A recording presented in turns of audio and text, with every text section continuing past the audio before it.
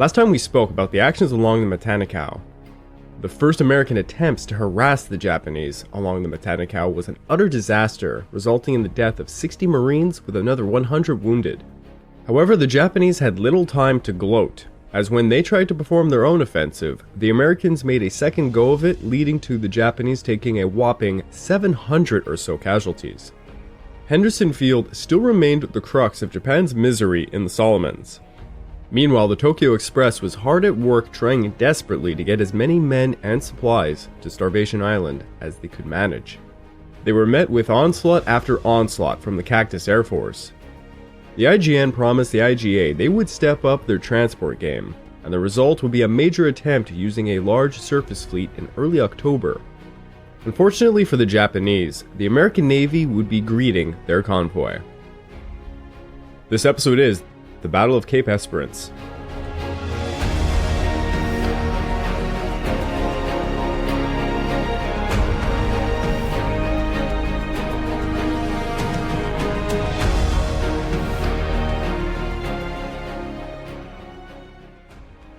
Welcome back to the Pacific War Podcast week by week, and I'm your dutiful host, Craig Watson. But before we can begin, I just want to remind you all that this podcast is only made possible through the efforts of Kings and Generals over at YouTube. Perhaps you want to learn a bit more about World War II? Kings and Generals has an assortment of episodes on World War II and much, much more, so go give them a look over at YouTube. So please, subscribe to Kings and Generals over at YouTube and continue to help us produce this content by checking out www.patreon.com/kingsandgenerals. And hey, don't forget about our sister podcast over at The Age of Conquest, the Fall and Rise of China podcast, narrated and written by me.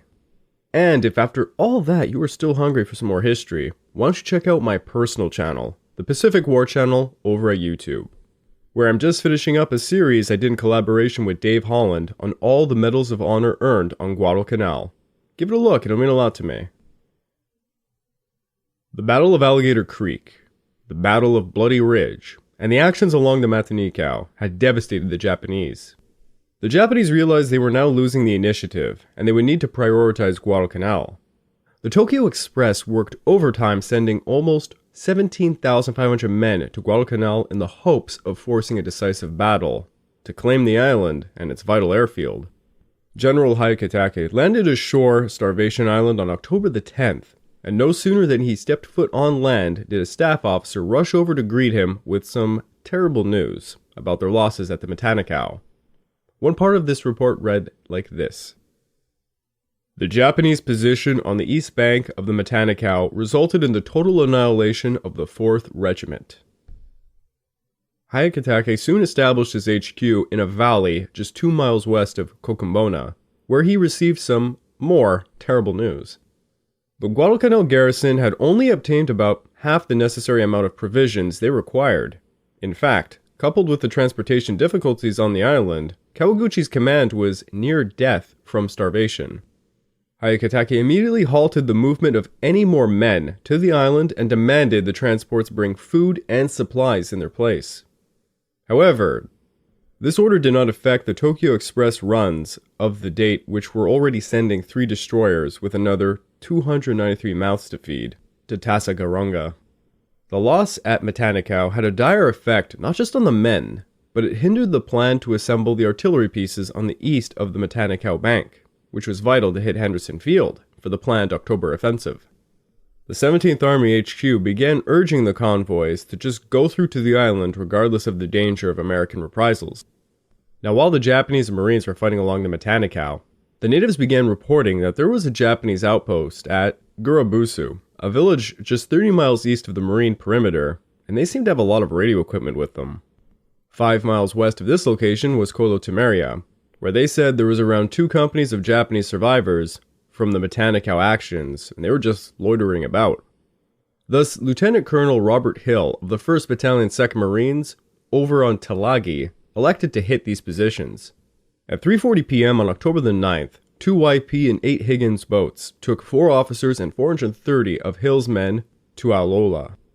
Unfortunately, there was an accident along the way where one of Higgins' boats came apart under the strain of the tow, leading to 3 sailors and 1 officer and 14 Marines to drown. The other boats arrived in piecemeals between 1 a.m. and noon on October the 10th, making Hill fear he had lost the element of surprise. He decided to immediately hit Guadalcanal via an overnight march with 2 companies. Company C, led by Captain Richard Stafford, was given the task of hitting Guadalcanal at dawn the next day. Early on October the 11th, Stafford's company encircled the Japanese detachment at Guadalcanal, and in a very one-sided battle killed 32 men of the garrison by 8:30 a.m. Only a single Japanese escaped the slaughter. Captain Stafford did not, however. The natives identified one of the dead Japanese to be Ishimoto, a former shipwright intelligence agent who played a major role setting up a Japanese occupation of the area. For the other Marines en route to Guadalcanal, they found the terrain extremely rough, and as a result, it took them till 4 p.m. to get there. By that time, the Japanese had heard reports of the attack at Gurubusu, so they fled for their lives through some swamps. The Marines still ended up managing to kill another 3 Japanese, including an officer, at the cost of 1 dead Marine, and another wounded. Hill returned to Tulagi on October the 12th, on the eve of an event every American on Guadalcanal would always remember. The early termination of the Marine actions west of the Matanacao had yet again illustrated the sparsity of American forces on Guadalcanal. Admiral Gormley understood that there was a grave necessity for reinforcement, but did not know where they would come from. During his September inspection of the situation on Guadalcanal, Admiral Nimitz told Gormley to scoop up units from the rear areas of Guadalcanal. But Gormley was a bit obsessed and concerned over the potential disastrous consequences of a Japanese thrust towards the sea lanes from the US and Australia. Gormley also had orders to seize Nididi in the Santa Cruz Islands. Admiral Turner had persuaded the commanders to advance certain schemes to occupy Nididi using Marine and Army units. On September the 29th, Gormley announced his intention to occupy Nididi using the 8th Marines. The announcement was met with some shock. General Harmon on October the 6th wrote to Gormley pressing his personal conviction that the Japanese could retake Guadalcanal and, quote, would do so in the near future unless it materially was strengthened. Nididi is a diversion from the main effort and a dispersion of forces. If we do not succeed in holding Guadalcanal, our effort in the Santa Cruz Islands will be a total waste and a loss. The Army General continued to urge for reinforcements to be brought to Guadalcanal, at least 1 regiment, and for the efforts to be made to refine Henderson Field. He used this tactful phrase: the intensification, as means and conditions permit, of a naval surface action in the South Solomon waters. After an evening conference with Harmon and Turner, Gormley reaffirmed his intention to secure an airfield site on Nidini, now using Army troops. But he was swayed by Harmon's logic, and he ordered an infantry regiment to go straight over to Guadalcanal. On October the 8th, the 164th Infantry Regiment was sent aboard the transports Zealand and Macaulay at Noumea. The transports and their escorts made their way to pass north of San Cristobal through the Lengo Pass to Lunga Roads and arrived on October the 13th. Now, Gormley did not expect the Japanese to passively allow such a convoy to make its way into the area, so he deployed most of his naval strength in the South Pacific for its support. The USS Hornet lent air cover, and a task unit built around battleship Washington went east of Maleta to shield the right flank of the convoy. Task Force 64, led by Rear Admiral Norman Scott, consisted of 4 cruisers and 5 destroyers, and was given the job of protecting the convoy from the west and to smash any Japanese efforts to reinforce Guadalcanal or bombard it. Scott would have to carry out 2 implicit tasks. Number 1, he needed to develop a doctrine for night surface actions by cruisers and destroyer groups. Number 2, he had to take revenge for the humiliation that occurred at Savo Island. Scott knew full well the enemy excelled at night battles. The Japanese had taken down 8 Allied cruisers and 3 destroyers without a single loss of a ship. And thus far, this was because of their nocturnal activities. Scott crafted a simple battle plan, built around the attainable rather than the desirable.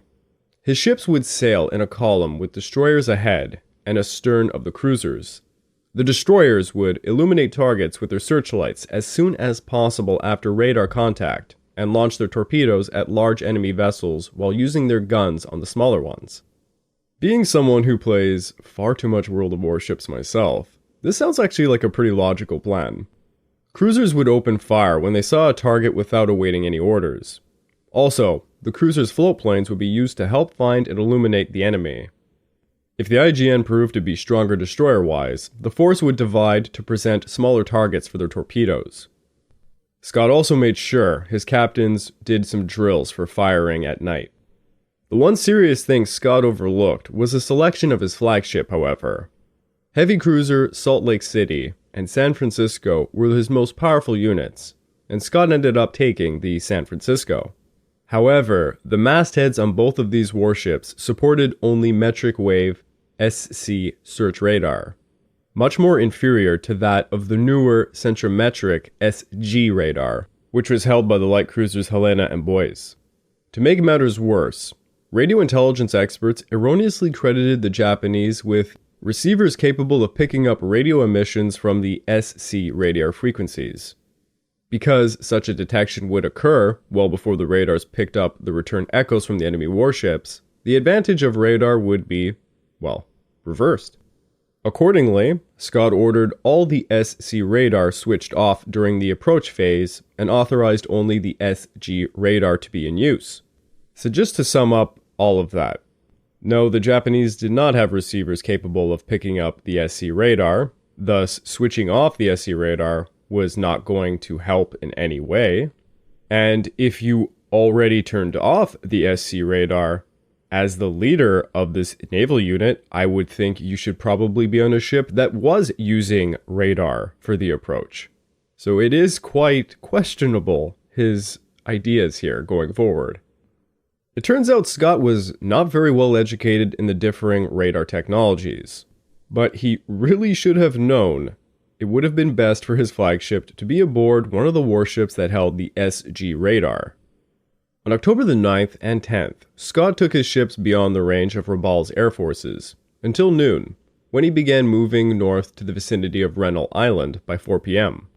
From there he could reach Savo Island by 11 p.m., but it would turn out that the Japanese were not present there, so he turned back.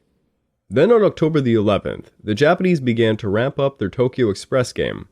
The seaplane carrier Nissin and Chitoise were going to bring to Tassafaronga 4 15cm howitzers, 2 field guns, 1 anti-aircraft gun, and a ton of ammunition, and 280 men. 5 of their escorting destroyers would add more troops, and in a separate group, 2 destroyers would escort Rear Admiral Aritomo Goto's 3 heavy cruisers of Cruiser Division 6. They would all bombard Henderson Field with 8-inch shells fitted with anti-aircraft fuses so they would burst the projectiles above ground and scatter fragments, causing absolute carnage. The combined fleet hoped this technique would hurt the Cactus Air Force. The reinforcement group would reach Guadalcanal first, with Goto's coming behind them. The IGN assumed the American naval forces in the South Pacific would not dare contest them at night. The protection for the reinforcement group was entrusted to the 11th Air Fleet and the Airfield at Buin, which was now complete, allowing the new R-Area Air Force to help. Its role would be to direct air cover using short-range Zeros, while Rabal would toss long-range Zeros and Bettys. This would mean there was going to be a 2-pronged air attack on Guadalcanal. They further hoped that by throwing fighters first, this would tussle with the Cactus Air Force. Then, when they left, the Cactus Air Force theoretically would be landing back on Henderson Field to fuel and rearm, but by that time, the Bettys would swoop in and hit them all while they're on the ground. Pretty good plan. At 12:20 on October the 11th, radar picked up the first Japanese formation of 17 fighters, enabling the Americans to launch 8 Navy and 31 Marine Wildcats, and a dozen or so P-40s and P-39s of the 67th Squadron. However, 15 Wildcats of VMF 121 would not be able to join up for the action due to some poor weather.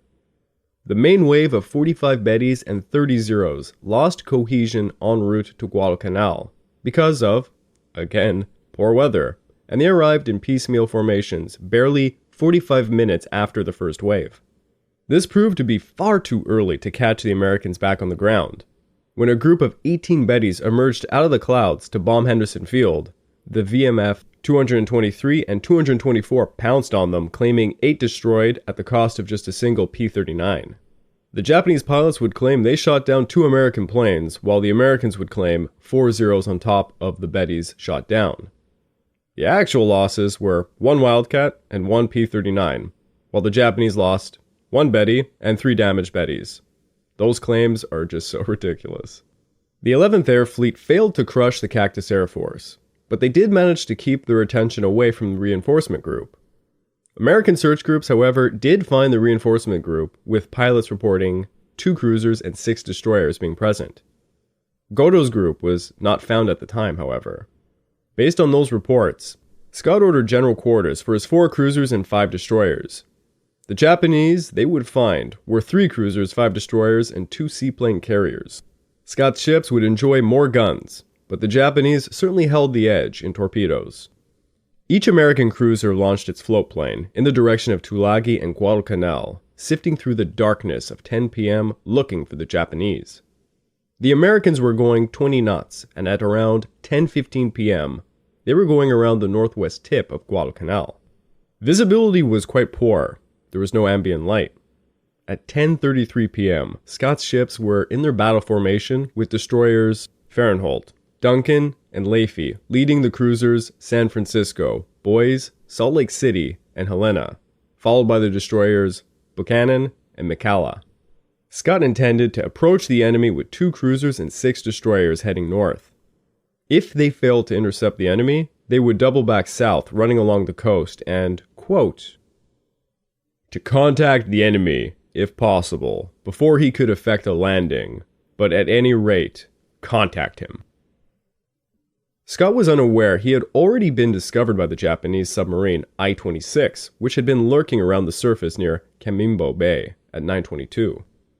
Commander Minoru Yokota, however, chose to dive his sub for an attack before relaying the sighting. By the time Minoru resurfaced and began his report, it was already 11:41 and far too late to be of use. Also, at around 10:45, the reinforcement group's sailors aboard Nishin and Chitose, around Tassafaronga, could hear Scott's float planes flying about, but they failed to report this to Goto's group. Not sure if I had said it in this series yet, but these float planes that the Japanese cruisers use, they're actually quite noisy, and at night you can definitely hear them from quite far. And they have a very distinct sound, so a lot of the Marines and Army men of the United States knew them by sound. At 10:50, a San Francisco float plane reported, 1 large, 2 small vessels, 1 6 miles from Savo, off Northern Beach, Guadalcanal. We'll investigate closer. The next report indicated the enemy was 16 miles east of Savo Island. Scott directed a course change to intercept. However, there was a communication failure, resulting in 3 destroyers turning away from his flagship. At the same time Scott's forces were changing course, Goto's force emerged, going around 30 knots. Goto's flagship, Ayuba, was led by the Japanese cruisers in the column, Furutaka and Kunugaza, then destroyers Fubuki and Hatsuyuki, who were around 3,300 yards to Ayuba's starboard as screen forces. Unbeknownst to Scott, the radars aboard his light cruisers detected Goto minutes before his course change. Helena got her first contact at 11:32, indicating Goto's force to be around 27,700 yards and 120 degrees at 35 knots. Boise commenced her own countermarch at 11:35 when Goto's forces appeared on her radar, but as on the Helena, all the officers assumed Scott's flagship had also seen the contact. Because why did he make a course change the time that he did? It was all just a coincidence, and a dramatically troublesome one. At 11:42, Helena reported the enemy was bearing 298 degrees in a T formation starboard side of the now southwesternly moving American formation. Then Boise reported 5 bogies bearing 65 degrees, which was bizarre as bogies were code for aircraft, though Boise clearly meant ships, and did not clarify this when asked to. This indicated a third group of enemy warships was somewhere off the port quarter to the northeast. Scott now panicked because he assumed Boise was picking up their own destroyers on radar, and he began to interrogate Captain Robert Tobin, the commander of Destroyer Squadron 12, aboard Fahrenholt. "Are you taking station ahead?" A very confused Tobin now realized he was out of formation, and he answered Scott. Affirmative, coming up on your starboard side. He said this under the belief the Duncan and Leafy would dutifully conform to the course change of his Fahrenheit. Well, they didn't. In fact, the Duncan, full of what I can only call Leroy Jenkins energy, launched into a lonesome charge right at the Japanese formation. For several minutes, Duncan's gunnery radar issued signs of Godo's presence. Duncan's Lieutenant Commander Taylor had concluded two things. The Japanese were poised to strike their column in its vulnerable turn, and Captain Tobin had to have recognized this and was jockeying Fahrenheit for a torpedo attack. Taylor acted on instinct and leapt forward at 30 knots on an attack course. Lieutenant Commander Hank aboard Leafy's bridge chose to follow the Fahrenheit. At 11:45, San Francisco's radar finally picked up the enemy just 5,000 yards to starboard, while Helena reported, "Ships visible to the naked eye." She reported this while her radar ensign impatiently demanded to the navigator, "What are we going to do? Board them?" Captain Hoover of the Helena had authorized to fire, but still asked permission because of the rampant confusion going on with all the destroyers. To make matters even more hilariously confusing, Hoover asked over the TBS using the General Signal Procedures message, repeating twice, "Interrogatory Roger." Both times the reply came back, "Roger," but the Admiral meant Roger as in an acknowledgement of the receipt of the request. But an unqualified Roger also meant open fire under the General Signal Procedure. Yes, this is some rather confusing stuff, folks. Hoover elected to open fire at 11:46 with his 15-inch main battery, rupturing the night with thunder and flame. The sudden gunfire caught Godo's force unprepared and nearly unaware. At 11:43, just 3 minutes before Helena fired, Godo had reduced speed to 26 knots as Ioba's lookouts spotted warship silhouettes, just 11,000 yards away. Godo assumed it was the reinforcing group and began sending a recognition signal. When they reached 7,000 yards, the lookouts exclaimed it was enemy warships, prompting the flagship to order general quarters. But Godo remained skeptical and he ordered a repetition of the identification signal. So as you can see, both sides are very, very confused during all of this. As Ioba turned parallel to the American column, the salvo from Helena smashed right into her superstructure, killing many men and mortally wounding Godo. Other shells hit Ioba's communications and her 2-inch gun turrets and the main battery director. The later shots most likely came from the boys, whose main battery was rapid firing at Ioba at 4,500 yards distance.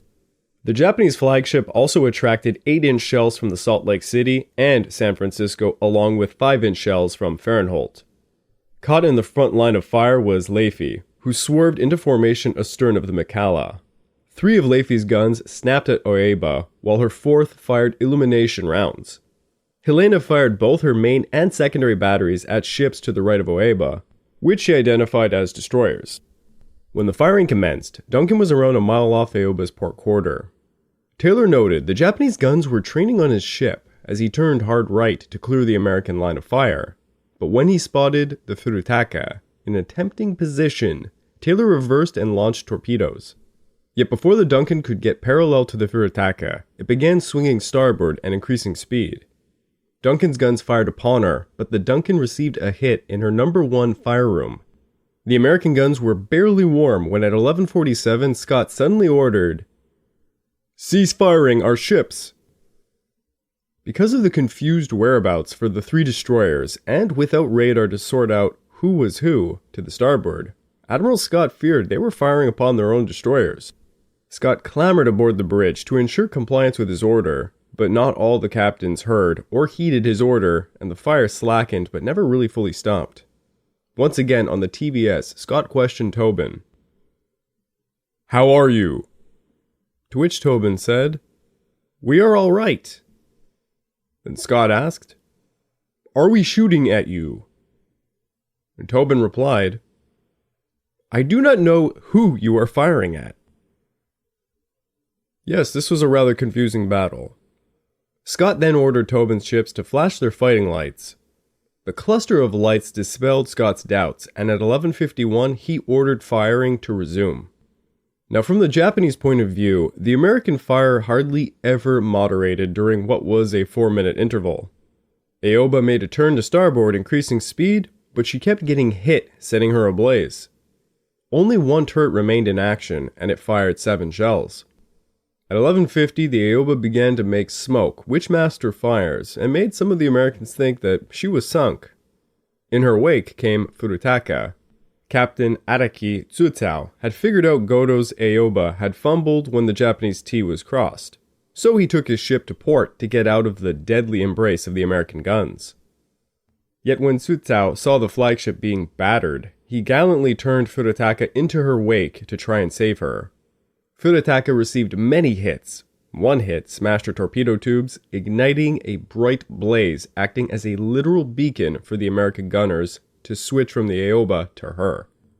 Less gallantly, Captain Masao Sawa veered Kinugaza around a port to get his ship away from the American guns. Hatsuyuki did the same, managing to escape with just 2 hits. During the short lull, San Francisco was tracking a ship just 1,400 yards away on a parallel course. It was the destroyer Fubuki. The Fubuki performed some light signals revealing the make of her ship, prompting both the boys and San Francisco to rake her with shellfire. As they opened fire, the other American ships began to join in, tripling the helpless destroyer into a blaze of fire before she quickly sank. The boys and Helena had triple-mounted 6-inch turrets which could fire 30 or more rounds per minute, and they performed like clockwork upon the Fubuki. The Fahrenheit, however, found herself dangerously poised between the 2 formations when the battle opened. Admiral Scott had ordered a ceasefire to help her out while she was receiving fragments across her topsides, killing several of her crew. A short time after, a 6-inch shell, it was most likely an American one, pierced her port side above the waterline, hitting an oil tank. Fahrenheit was forced to retire out of action and crossed ahead of San Francisco to safety. At around the same time the American shells drove Fahrenheit to retire, the destroyer Duncan was curving in to launch the torpedoes. As she fired, shells began to smash into her gun directory, 2 5-inch mounts, and her magazines. Taylor knew his ship was within a crossfire, and he ordered the port fighting lights clicked on. But no sooner than he did this, did 4 shells from American guns hit Duncan's hull and bridgework. With her rudder jammed hard to left, Duncan began looping slowly out of the battle area. A few minutes before midnight, after Scott had ordered the firing to resume, all of his ships, save for the Fahrenheit, and Duncan, had joined in on battering the hell out of the Japanese column, and they received just a feeble amount of returning fire, some of which hit Boyce's superstructure. Destroyer Buchanan launched 5 torpedoes at the Furutaka around the same time as Duncan. At 11:58, one of them hit the Furutaka in her forward engine room. Some Duncan observers recalled this. The Furutaka crumpled in the middle, then rolled over and disappeared. The Furutaka took over 90 hits above the waterline during the action, and a few others below, but she kept on steaming. At 11:54, Scott then sent a message to Admiral Gormley and Vandegrift stating, "Engaging heavy cruisers." At midnight, Scott thought, "Some shaking down was necessary in order to continue our attack successfully." So Scott ordered fighting lights to flash and allowed around 10 minutes to rectify his formation, and then he changed course 280 degrees to pursue the enemy. He would later write, "This concluded the first phase of the action." At 5 minutes after midnight, the boys saw torpedo wakes coming from the Kinugaza. Captain Moran turned Boys sharply to starboard just in time for one of the torpedoes to miss her stern by just 30 yards. Both Boys and Salt Lake City had their searchlights on to assist their gunners, but this also made them targets in return. Boys' rapid salvos also continuously revealed her position, so at 12:09 the Kinugaza began to set her guns upon her. The Kinugaza had also been firing upon the San Francisco prior, but as she changed targets to the Boys, Captain Moran acknowledged, The enemy cruiser was shooting beautifully with twin 9-inch mounts and straddling boys forward repeatedly. At 10 minutes after midnight, a 8-inch shell hit boys number 1 barbette, jamming it and starting a fire. Then a second 8-inch shell penetrated her hull and exploded in her main magazine behind turrets 1 and 2. The combined explosions from those shells and powder rooms unleashed torrents of flames which seared to death nearly 100 men. Smoke, debris, hot water, and sparks flew up well above the level of the forward directors. The captain was knocked against a bulkhead, but two things saved the boys from sinking. Her well-trained men allowed water to get into compartments to put out the fires before closing them off, and they steered boys out of the column to port properly. Captain Small, aboard Salt Lake City, took his ship between the enemy and boys to help her out, while he set her guns upon the Kinugaza. In an indecisive duel, Kinugaza took about 4 hits while hitting Salt Lake City twice. One of Kinugaza's shells hit a boiler, causing Salt Lake City's speed to fall to 22 knots. At 12:06, Scott changed course again, now to 330 degrees, to press the enemy, but when the Japanese began to increase their rate of fire, by 12:20, he elected to just retire. Scott's formation was broken up and the enemy silenced their guns. Scott chose to retire also out of fear that the San Francisco might be mistaken as an enemy ship by the other Americans. And I mean, that is a strong possibility since, I don't know if you've understood this or not, the Americans have basically been shooting themselves for half of this battle. All of Scott's ships began to flash their fighting lights, and turned 205 degrees, keeping a straight formation. Scott was unable to get word from Captain Tobin of the Fahrenholt, nor the boys, so he sent the McCalla to aid them. At 12:44 a.m., he told his captains, "Stand by for further action. The show might not be over." The main action would be over, however. Admiral Goto's force was battered. The reinforcement group, however, completed their business unmolested and retired. The boys managed to put out her fires, giving Captain Moran a lot of pride for his crew, but this was also tempered by a bitter sadness at losing 107 men. The Fahrenholt would have 3 deaths, and they were escorted back by Aaron Ward, who had come over from Noumea. Despite receiving 40 hits, the Aoiba joined Kinugaza in retirement to the north. Goto was mortally wounded, and his chief of staff, Captain Kikunori Kijima, succeeded him for his command. Kijima bent over Goto, and he told him, "You can die with an easy mind, because we sunk 2 American heavy cruisers." The Furitaka had lost power. Atsuyuki tried to help her, but there was not much that he could do. Furitaka had taken hits below the waterline, and by 2:28 a.m., she sunk, claiming 258 crewmen just 22 miles northwest of Savo Island. The Duncan, still ablaze, and alone, had to be abandoned at 2 a.m. She would end up sinking about 6 miles north of Savo Island the very next day. The McCalla saved 195 survivors from Duncan, but 48 men perished with the ship. In the course of her assistance, the McCalla also encountered Fubuki survivors, but the Japanese refused any of the thrown lines. McCalla sailors secured 3 swimmers by force, and the next day the minesweepers Trevor and Hovey would press gang to compel the other 108 Japanese survivors to accept their hospitality. The reinforcement group would also rescue 8 Fubuki survivors, meaning 119 would survive from the complete 197. Admiral Mikawa received news of the battle, and he rushed his Cruiser Division 6 to protect the reinforcement group, and perhaps attack the enemy. At 7 a.m., 5 American aircraft attacked the Kinugaza, though she did survive this, and kept fleeing south. Then 11 Dauntless, led by Lieutenant Colonel Cooley, found Shirayuki and the Murakumo at 8:20 a.m. The dive bombers claimed a hit on the Murakumo, spilling oil into the sea. A second strike group of American aircraft found the 2 Japanese warships, managing to torpedo the Murakumo, taking out her power. The Asogumo and Natsugumo rushed to the scene to try and help the Murakumo, only to get attacked by 11 Dauntless, 1 Avenger, 4 P-39s, and 8 Wildcats at 3:45. The Natsugumo received a hit and 2 near misses, causing severe flooding. She would sink at 4:27 with her captain and 16 of her crew as the Asagumo took survivors.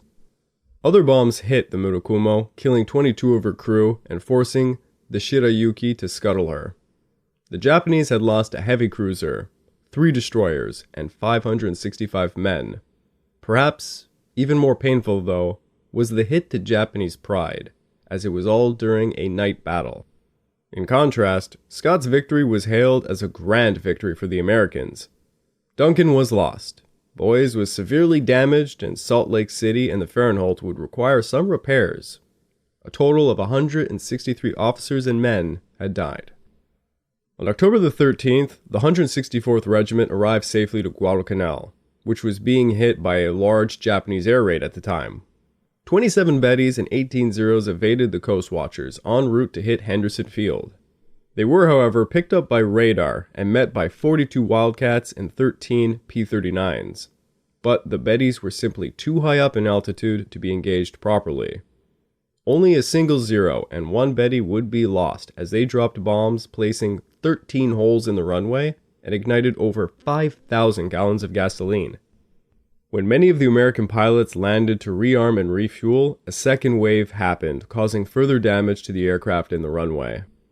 That very same afternoon, the IJN attempted another high-speed convoy consisting of 6 fast transport vessels, each carrying 68 landing crafts, 4,500 troops, and strong anti-aircraft guns. Their escorts were 8 destroyers, and at 6:30 p.m., 15-centimeter howitzers began to fire shells upon Henderson Field. The culprit was the 1st Battery, 4th Field Heavy Artillery Regiment, squatting beneath some camouflage west of the Matanikau, just 2.5 miles southwest of Cocumbona. Vandegrift's men knew this bombardment after the usual air raid meant something new was afoot. Vandegrift ordered a general alert, and they certainly would be alert that night. Down from the north came Rear Admiral Takeo Kurita, leading battleships Kongo and Haruna, which each held 18 14-inch guns. Their escorts were 9 destroyers and a light cruiser. At 1:30 a.m., the Marines could hear float planes, which soon dropped flares upon their area. Then at 1:33 a.m., at a range of almost 30,000 yards, the Kongo and Haruna began to fire salvos. One after another, American planes, ammunition, gasoline dumps, and other materials were turned into burning wreckage. Marines crouched for their lives within a 14-square-mile area, but about a third of it received the bulk of Kongo and Haruna's shells, making it the most concentrated shelling in history in terms of rapid saturation of an area. Martin Clemens noted, "The very ground shook with the most awful of convulsions." Vandegrift was flung to the floor by a near miss and would later reflect, "Until someone has experienced naval or artillery shelling or aerial bombardment, he cannot easily grasp a sensation compounded of frustration, helplessness, fear, and, in the case of close hits, shock." There was a bit of a lull that occurred at 2:13 a.m., but then the Japanese resumed fire, and despite American torpedo boats trying to make a desperate attack on the fleet, the Japanese would continue to fire until around 3 a.m., when they finally retired. The naval bombardment was a grand total of 973 shells from 2 battleships. Japanese air raids and the howitzers near the Matanikau both aided in making Henderson Field unusable. Virtually all aviation gasoline was burned. The Cactus Air Force was smashed. Only 7 of the 39 Dauntless were operational, while the fighter strip fared much better. 24 of the 42 Wildcats remained operational, and 4 P-40s and 2 P-39s. Incredibly, the high explosion shells killed only 41 men of the 20,000 present. For the newly arrived 164th Infantry, the bombardment was a baptism under fire. They would lose 3 men. On October the 14th, Admiral Yamamoto declared the American aircraft on Guadalcanal to be suppressed, and he ordered his naval forces to head south and destroy the U.S. fleet. Vandegrift sent word, Urgently necessary, this force receive maximum support of air and surface units. Absolutely essential aviation gas to be flown here continuously. However, the only operational carrier was the USS Hornet now, who was no match for the combined fleet. CINCPAC sent word back. Our position is not favorable to prevent a major enemy landing. Admiral Fitch was the only man who had heard Vandergrift's cry for help and could do something about it. He ordered all 17 available Dauntless on Espiritu Santo to fly for Guadalcanal alongside 21 Wildcats. These planes would all be useless without fuel, however, so Fitch organized an airlift with the Army and Marine Douglas transports to provide the gas that they needed. Over on Rabaul, General Miyazaki, the Chief of Staff of the 17th Army, wrote in his diary on October the 15th, "The arrow has already left the bow." General Hyakutake would be able to launch a major offensive to take Guadalcanal. Yet, as cliffhanging as all of that was, I do need to make a little detour to the Aleutian Islands. Back in early August, both the Japanese and the Americans allocated resources to the North Pacific, trying to redirect the other side's attention from Guadalcanal.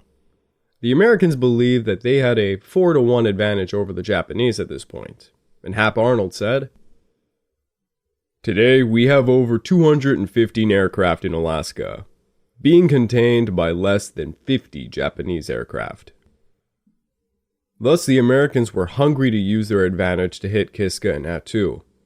To form an offensive, however, they would still need to seize territory closer to the Japanese bases. Because of the terrible climate of the region, General DeWitt decided to carry out the construction of an airfield on Adak. The relationship between the American commanders was deteriorating each day. General Buckner wrote a rather insulting poem about Admiral Theobald, which certainly pissed him off, but eventually when both of their posts were threatened, they figured out how to cooperate. By the way, it's definitely worth a Google to find that poem, it's rather hilarious.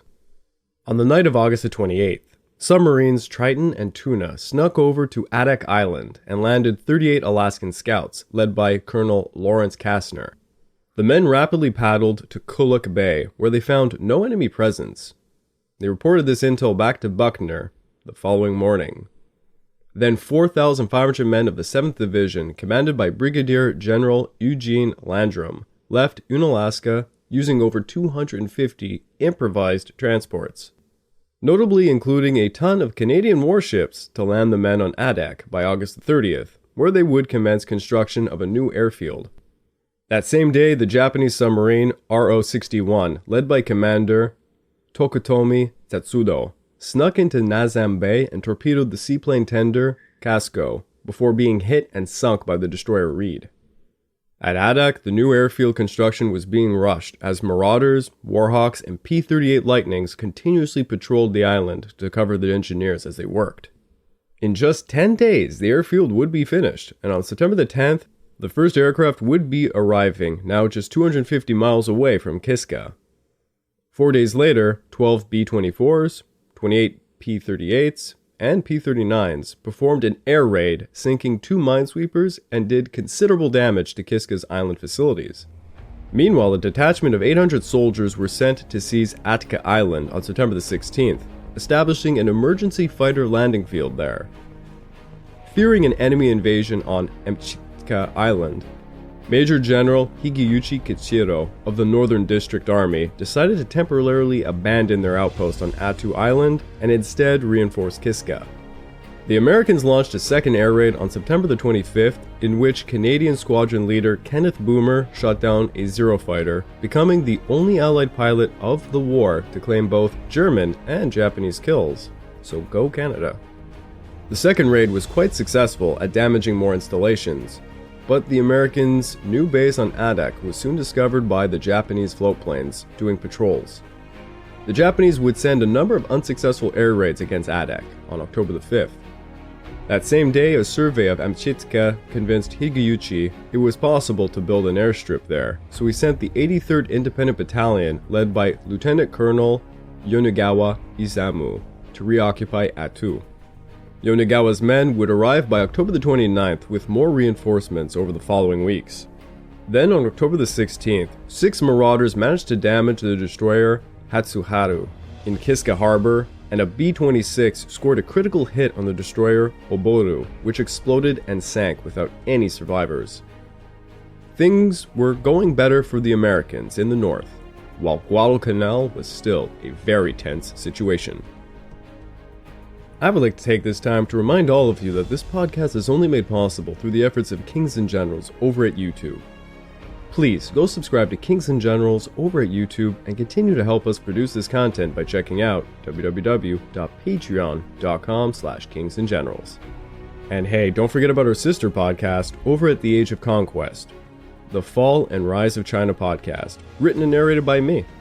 And if after all that you are still hungry for some more history, why don't you check out my personal channel, the Pacific War channel over at YouTube, where I am releasing a series I did in collaboration with Dave Holland on all the medals of honor earned on Guadalcanal.